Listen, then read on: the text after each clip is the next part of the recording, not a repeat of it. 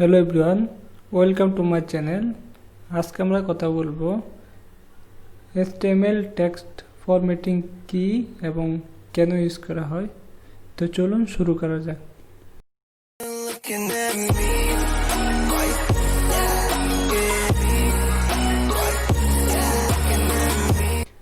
তো আমি আমার পাওয়ার পয়েন্ট ওপেন করে নেব। তো আপনারা দেখতেছেন এখানে what is the HTML text formatting. HTML text formatting key.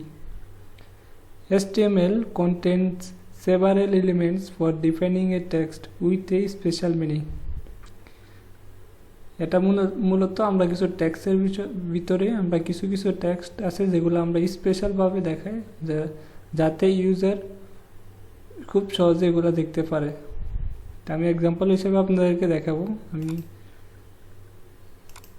আপনারা দেখতেছেন যে প্রথম যে এটা ইটালিক টেক্সট, যে দ্বিতীয় যেটা এটা bold text, strong text, mark text ও emphasized text, delete text, inserted text, underline text.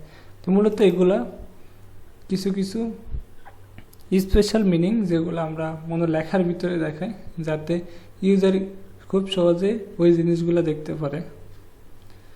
তো চলুন আমরা এগুলো নিয়ে একটু আলোচনা করি। আমি আবারও পাওয়ার পয়েন্টে চলে গেলাম। যাওয়ার পরে প্রথম আমরা যে কথা বলবো এটা হচ্ছে যে মূলত বি ট্যাগ কেন ইউজ করা। এটা একটা bold text. The HTML B tag elements defines bold text. Suppose আপনারা দেখতেছেন এখানে দিস ইজ যে বি ট্যাগের ভিতরে আমি বোল্ড লেখাটা লিখলাম, তারপর আপনারা এখানে দেখতেছেন যে এটা বোল্ড আকারে শো করছে। তা আমি এটা প্র্যাকটিক্যাল আপনাদেরকে দেখাবো, তার জন্য আমি সাবলাইন টেক্সট চলে গেলাম। যাওয়ার পরে এটা কেটে দিচ্ছি, একটা নিউ ফাইল ওপেন করব, এটাকে সেভ এজ করব। ইউটিউবে যাওয়ার পরে লার্ন প্রোগ্রামিং HTML এটার ভিতরে আপনারা দেখতেছেন যে HTML5 টেক্সট ফরম্যাটিং। এখানে যাওয়ার পরে আমি লিখব টেক্সট হাইফেন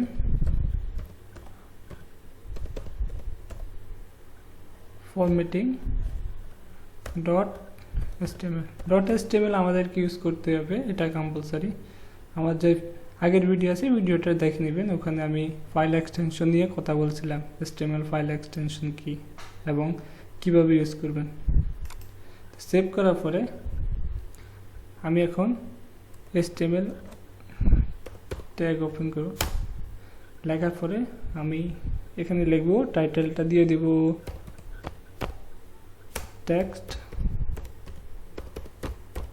টেক্সট ফরম্যাটিং। তো বডি ট্যাগের ভিতরে যাওয়ার পরে আমি সাপোজ একটা প্যারাগ্রাফ নিয়ে নিব। প্যারাগ্রাফ নেওয়ার পরে আমি একটা ওয়েবসাইটে গেলাম। সাপোজ আমি এখান থেকে এটুক কপি করব। কপি করার পরে আমি এই পি ট্যাগের ভিতরে পেস্ট করে দিলাম।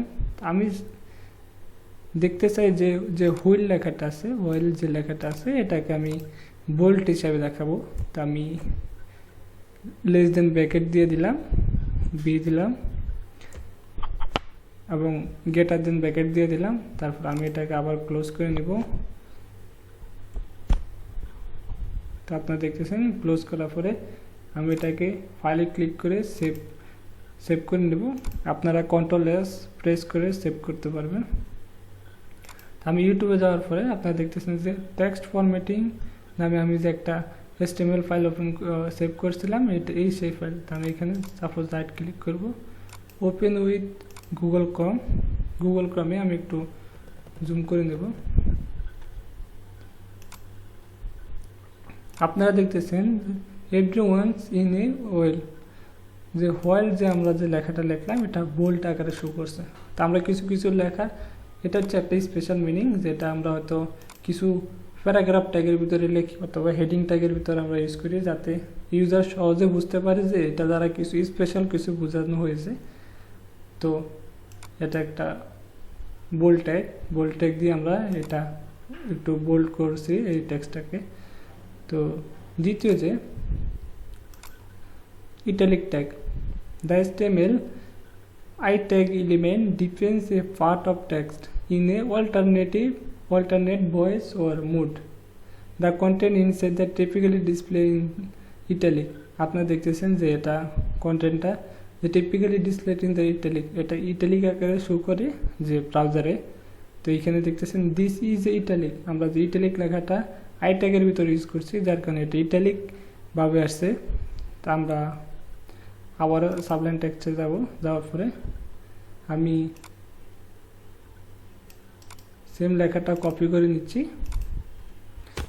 তারপরে কন্ট্রোল বি দিয়ে পেস্ট করে নিলাম। তা আমি সাপোজ এখানে যে বি ট্যাগের ভিতরে যে লেখাটা আছে আমি এটাকে চেঞ্জ করে আই ট্যাগ দিয়ে দিলাম। দেওয়ার পরে অয়েল সেভে ক্লিক করেছে। তা আমি যদি এটাকে আবারও রিপ্লেস করি, আপনারা দেখতেছেন যে এখানে যে অয়েল লেখাটা আছে এটা ইটালিক লেখা হিসেবে আসছে। আপনারা দেখতেছেন সব লেখা ঠিক আছে, কিন্তু এখানে এটা একটু একদিকে বাঁকা হয়ে আছে। তো এটাই মূলত ইটালিক ট্যাগ। তা আমি ভিডিও ডিসক্রিপশন বক্সে আমি যে কোডগুলো করতেছি এটার লিঙ্ক দিয়ে দিব, আপনারা সিম্পলি গিটাবে গিয়ে ডাউনলোড করে নেবেন কোডগুলা। ওকে,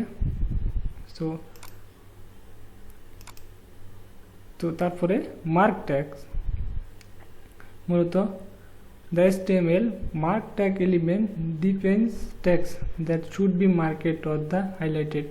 আপনারা দেখতেছেন do not forget to buy milk. তো সাপোজ মিল্ক যে লেখাটা আমরা মার্ক ট্যাগের ভিতরে ইউজ করছি, আপনারা দেখতেছেন do not forget to buy milk. এই লেখাটা যে একটা ইউলো কালার শো করছে এটা মূলত হাইলাইটেড কালার। আমরা যে অনেক সময় কিছু লেখা হাইলাইট করে রাখি, পেপারও দেখতে পাবেন, তো অথবা কোনো একটা ওয়েবসাইটে গেলে দেখবেন আপনারা কিছু লেখা আছে যেগুলো হাইলাইটেড করা থাকে। তো এটা মূলত হাইলাইটেড হয়তো। আমরা দেখব কীভাবে মার্ক ট্যাগ কাজ করে। তা আমি আবারও এখানে গেলাম, যাওয়ার পরে আমি সিম্পল একটা পি ট্যাগ নিয়ে নিলাম। পি ট্যাগের ভিতরে আমি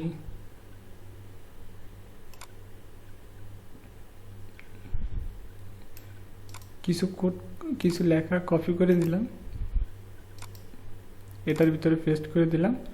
তা আমি চাচ্ছি যে যেখানে ফুস যে লেখাটা আছে এটা একটু হাইলাইটেড ভাবে দেখাবে। তা আমি সাপোজ অ্যাঙ্কার ট্যাগ দিলাম MARK, মার্ক ট্যাগ দেওয়ার পরে এটাকে যে আবার ফুস লেখাটার পরে আমি আবার এটাকে ক্লোজ করে দিলাম।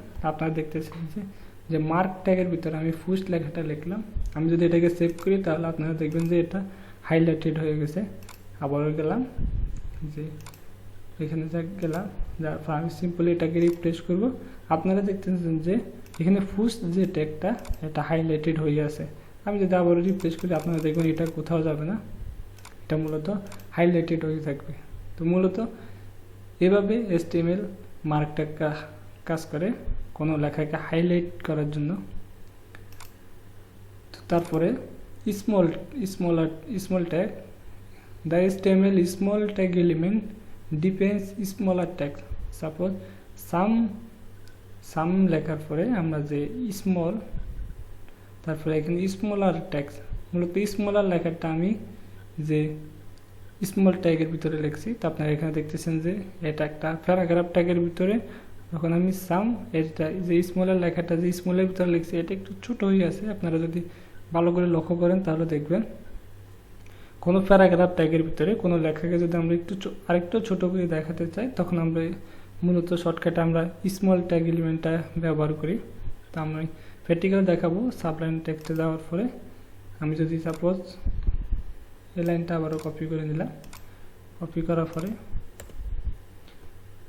পেস্ট করে দিলাম, দেখার পরে আমি সাপোজ এটাকে কেটে দেব। আমি যদি সাপোজ যে ওয়ান্স যে লেখাটা আছে এটাকে আমি স্মল করব, তো আমি লেস দেন স্মল ক্লোজিং দেন ওয়ান্সের পরে আমি আবার লেস দেন ব্র্যাকেট দিয়ে দিব স্মলটা। সিম্পলি আমি যদি এটাকে সেভ করি, সেভ দেওয়ার পরে আমি ব্রাউজারে যাওয়ার পরে রিফ্রেশ, আপনারা দেখতেছেন যে যদি ভালো করে লক্ষ্য করেন যে ওয়ান্স যে লেখাটা আছে এটি একটু ছোট আকারে, এটা কিন্তু প্যারাগ্রাফ ট্যাগের ভিতরে এটি একটু ছোট আকারে দেখা যাচ্ছে। তো মূলত কোনো লেখাকে ছোট করে দেখানোর জন্য আমরা মূলত স্মল ট্যাগ এলিমেন্টটা ইউজ করি। তো তারপরে আমি দেখব যে deal the HTML deal tag elements defines text that has been deleted from a document.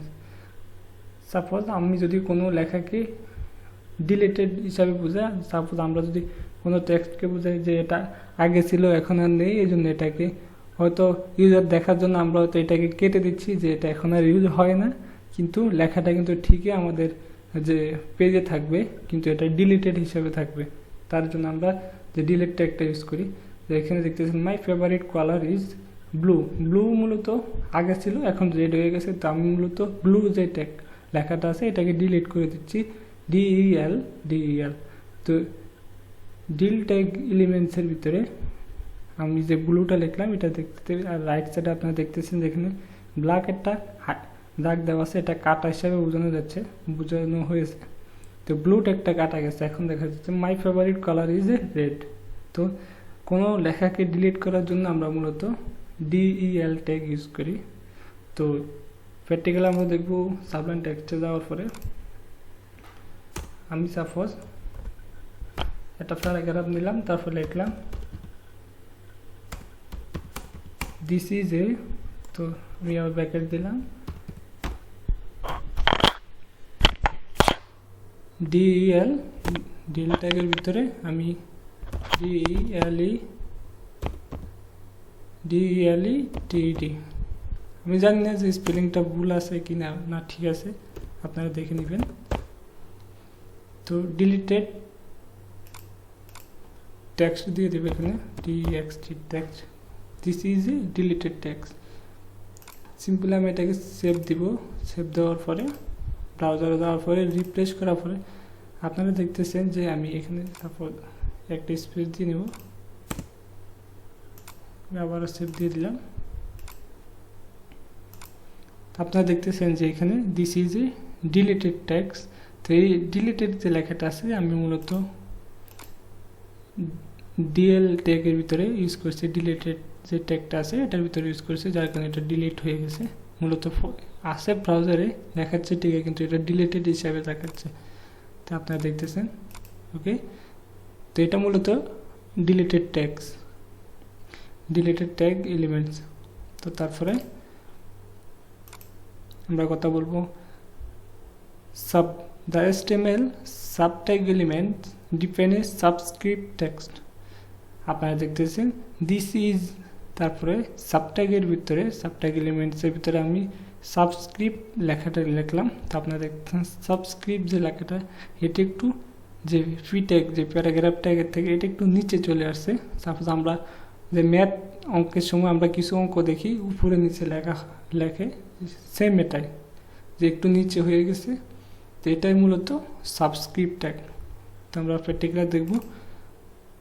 তো আমি যে লেখাটা আছে এটাকে কপি করে নেওয়ার পরে আমি এটাকে সিম্পলি পেস্ট করে দিলাম। তো আমি ডিল ট্যাগের ভিতরে আমি এটাকে কেটে দিচ্ছি,